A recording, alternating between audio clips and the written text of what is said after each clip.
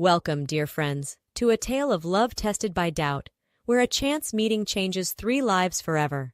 Enjoy the story.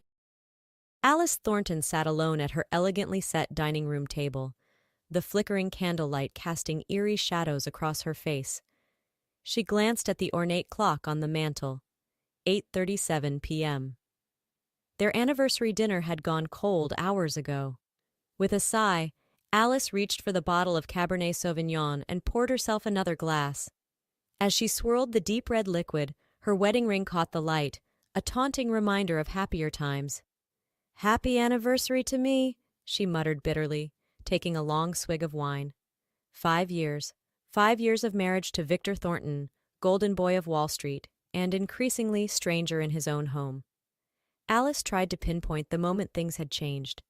Was it the promotion last year? The long hours at the office? Or had the cracks been there all along, masked by the heady rush of young love? The shrill ring of her cell phone cut through her morose musings. Alice glanced at the caller ID and groaned. Mother. Just what she needed to complete this pity party. "Hello, Mother," Alice answered, trying to keep the irritation out of her voice. "Alice, darling, don't tell me you're sitting at home alone again?" Her mother's voice dripped with a mixture of concern and condescension that only Agnes Campbell could achieve. "Victor's working late. You know how it is," Alice replied automatically, the lie tasting bitter on her tongue. "On your anniversary? For heaven's sake, Alice, when are you going to wake up and smell the Chanel No. 5? A man doesn't work this much unless he's trying to avoid something, or someone." Alice felt her cheeks flush with anger and embarrassment. "It's not like that, Mother. Victor's just busy. The market's been crazy and—" "Oh, spare me the excuses," Agnes cut in. "You know, Cynthia Wallace's daughter just caught her husband with his secretary. Had a private investigator follow him and everything. Maybe you should consider—" "I am not hiring a private investigator to follow my husband," Alice snapped, her patience finally breaking. "Victor and I are fine. Now, if you'll excuse me, I have things to do." She hung up before her mother could respond, tossing the phone onto the table with more force than necessary. But as the silence of the empty house settled around her once more, Alice couldn't shake the nagging doubt her mother's words had planted. Was Victor really working late? Or was there another reason for his constant absences? The thought gnawed at her, growing with each tick of the clock. Finally, unable to bear it any longer, Alice stood up abruptly. She'd go to his office, surprise him, bring him some dinner, and maybe salvage what was left of their anniversary, or catch him in a lie. Alice pushed that thought away as she grabbed her coat and keys. It was probably nothing, just her mother's poisonous words getting to her. But as she stepped out into the cold December night, Alice couldn't quite quell the knot of anxiety in her stomach. Little did she know, this impulsive decision was about to change her life forever. The roads were slick with freshly fallen snow, the wipers on Alice's Lexus barely keeping up with the relentless flurries. She gripped the steering wheel tightly, peering through the windshield at the nearly deserted streets of downtown Manhattan.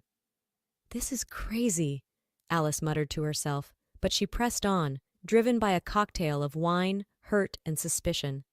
As she neared Victor's office building, her heart began to race. What would she find? Victor burning the midnight oil, dedicated as always? Or something more sinister? Alice pulled into the parking garage, surprised to find it nearly empty. She made her way to the elevator, her heels clicking ominously in the eerie silence. The doors opened on the 37th floor, and Alice stepped out into darkness. No lights, no sounds of late-night work, nothing. "Victor?" she called out hesitantly, her voice echoing in the empty space. A figure emerged from the shadows, and Alice's heart leapt, only to sink again as she recognized the night security guard. "Mrs. Thornton, what are you doing here so late?" Alice forced a smile. "Oh, I was just bringing Victor some dinner. Is he still here?" The guard shook his head. "Mr. Thornton left hours ago, said he had some personal business to attend to." The words hit Alice like a physical blow. Personal business? On their anniversary? She mumbled her thanks to the guard and fled back to her car, tears stinging her eyes. As she sat behind the wheel, sobs racking her body, all of her mother's insinuations came flooding back. Was Victor really cheating on her? In a haze of hurt and anger, Alice started the car and peeled out of the parking garage. She had no destination in mind. She just knew she couldn't go home to that empty house with its mocking anniversary decorations. The snowstorm had intensified, turning the city into a treacherous winter wonderland. Alice drove aimlessly, her vision blurred by tears and snow. She found herself in an unfamiliar part of town, the streets growing narrower and more run down. Suddenly, a figure darted in front of her car. Alice slammed on the brakes, the Lexus fishtailing on the icy road. She closed her eyes, bracing for impact. When she opened them again, an elderly woman was sprawled on the ground in front of her car. "Oh my God," Alice cried, scrambling out of the vehicle. "Are you all right? I'm so sorry, I didn't see you." The woman stirred, looking up at Alice with eyes that seemed too old for her face. "Why didn't you hit me?" she asked, her voice barely above a whisper. Alice blinked in confusion. "What? I didn't mean to almost hit you at all. Here, let me help you up. We need to get you to a hospital." As Alice helped the woman to her feet, she noticed how thin and frail she felt beneath her tattered coat. The woman, Anna, she said her name was, refused to go to the hospital. "No point fixing up an old bag of bones like me," she said with a bitter laugh. A gust of wind cut through them, and Alice made a split-second decision. "Come on," she said, guiding Anna towards her car. "I'm taking you home with me. You need to get warm and have a decent meal." As they drove back to Alice's house, Anna studying her with an unnerving intensity, Alice couldn't help but wonder at the strange turn her night had taken. She'd set out looking for answers about her husband, and instead found, what? A suicidal old woman? A distraction from her own problems? Little did Alice know, this chance encounter was about to unravel everything she thought she knew about her life and her marriage. The grandfather clock in the hallway chimed midnight as Alice ushered Anna into her home. The elderly woman looked around with wide eyes, taking in the tasteful decor and obvious signs of wealth. My, Anna murmured. "Quite a step up from the streets, isn't it?"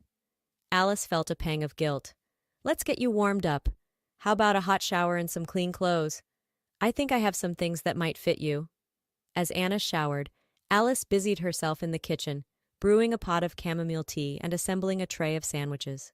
Her mind was a whirlwind of conflicting emotions.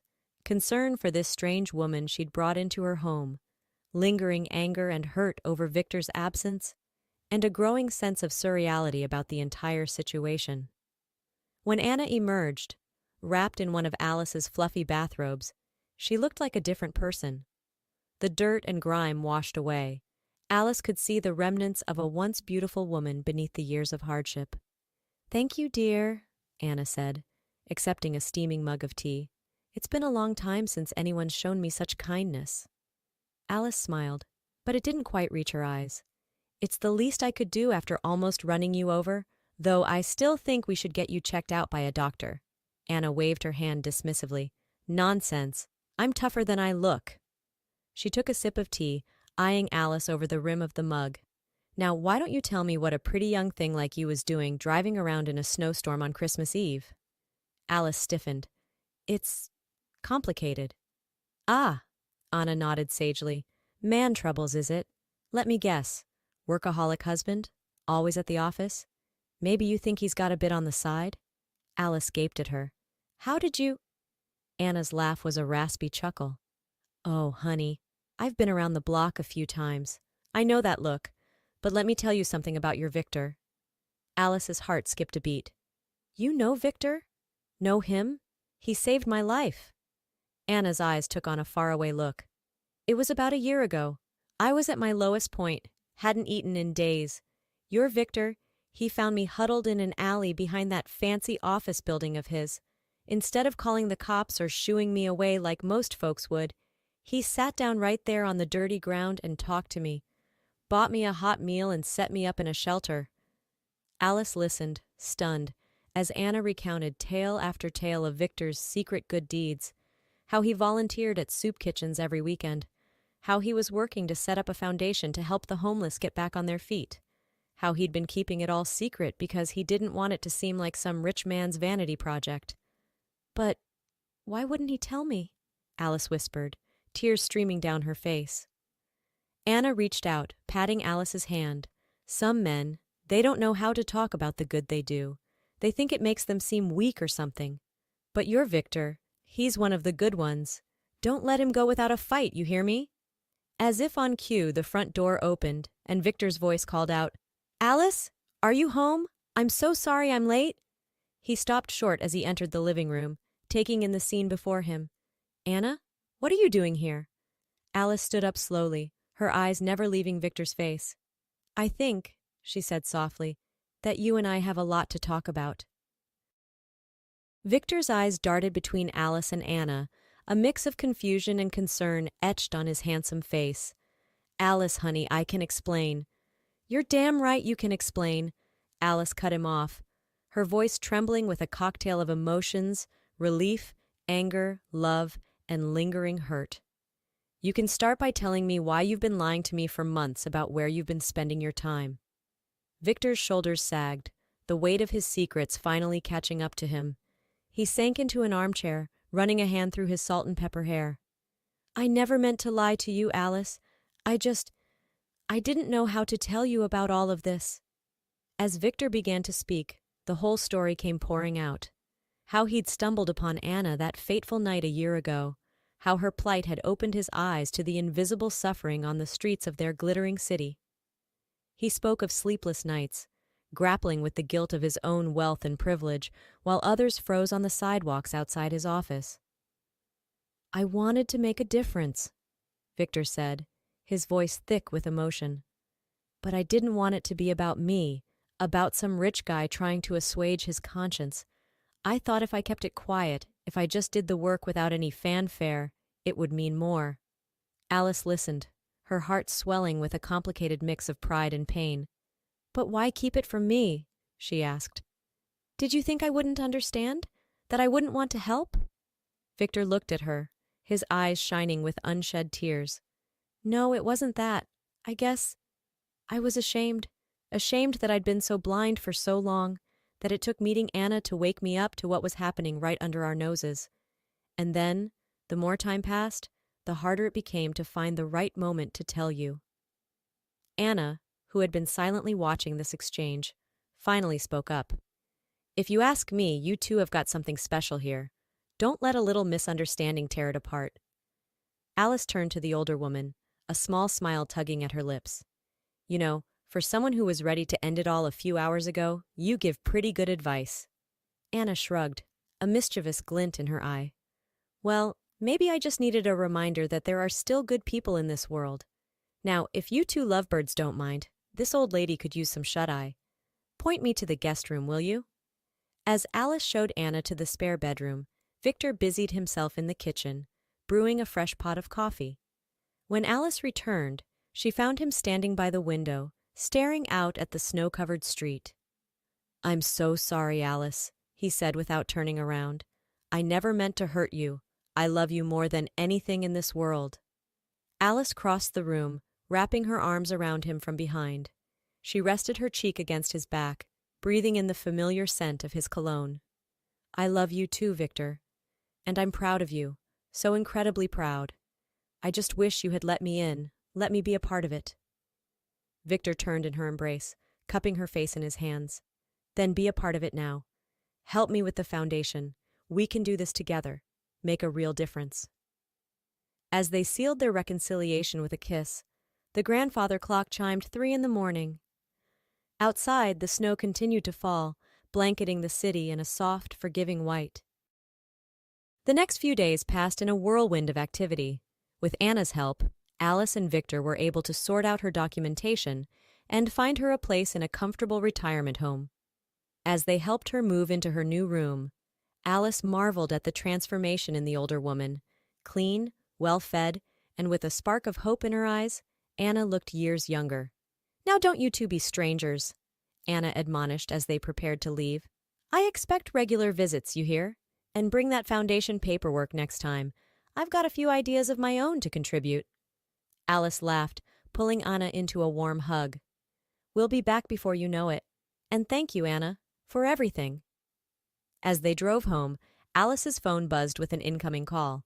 She glanced at the screen and groaned. It's my mother, again. Victor raised an eyebrow. You going to answer it? Alice hesitated for a moment, then decisively pressed the ignore button. No, I don't think I will. How about we go out for dinner instead? Celebrate our belated anniversary properly. Victor's face lit up with a boyish grin that made Alice's heart skip a beat. I know just the place, but first, we need to make a quick stop. An hour later, Alice found herself ladling out soup at a homeless shelter, Victor by her side. As she looked around at the grateful faces of those they were serving, she felt a warmth spread through her chest. This, she realized, was what had been missing from their life together. A sense of purpose beyond the next big deal or social event. That night, as they finally sat down to their anniversary dinner at a cozy Italian restaurant, Alice raised her glass of wine. To new beginnings, she toasted, and to remembering what really matters. Victor clinked his glass against hers, his eyes shining with love and gratitude. To us, he added softly, and to the family we're going to build, both at home and out there in the world. As they talked late into the night, making plans for the foundation and their future, Alice felt a sense of excitement she hadn't experienced in years. They were embarking on a new chapter together, one filled with purpose and compassion. Little did they know, the biggest adventure of all was just around the corner. 1 year later, Alice waddled down the hallway of the retirement home, one hand supporting her very pregnant belly, the other clutching a bouquet of bright yellow daisies. Victor followed close behind, carrying their picnic basket. Anna, Alice called out as they approached the familiar door. Are you ready for our Sunday outing? The door flew open, revealing Anna dressed in a jaunty sun hat and a floral dress. There you are! I was beginning to think you'd forgotten about little old me.